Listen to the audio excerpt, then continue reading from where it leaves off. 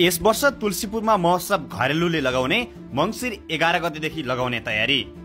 नेपाल घरेलु तथा साना उद्योग महासंघ तुलसीपुर शाखाले प्रथम तुलसीपुर घरेलु तथा साना औद्योगिक, सांस्कृतिक, पर्यटन, कृषि, व्यापारिक तथा प्रवृत्ति प्रदर्शनी महोत्सव 2082 लगाउने भएको छ।